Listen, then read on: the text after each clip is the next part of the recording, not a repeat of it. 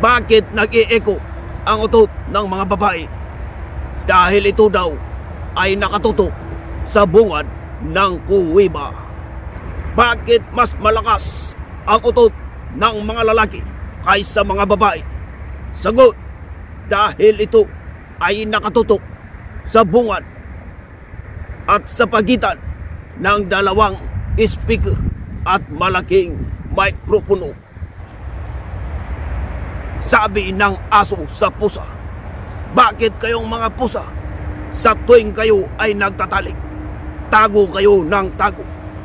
Ngumiti lang si pusa at sabi, ayaw kasi namin na magaya ng mga tao ang aming sistema.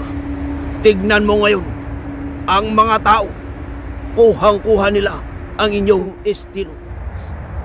Sino daw ang mas malinis ng ihi, lalaki o babae?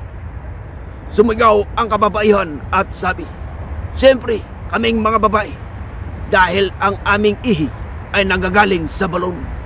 Samantalang kayong mga lalaki, ang ihi nyo ay galing sa tubo. Habang tumatagal, kinakalawang. Ngumiti lang ang mga lalaki at sabi, hindi rin ba ninyo alam na ang sinasabi nyong tubo ay pinapasok rin sa balon?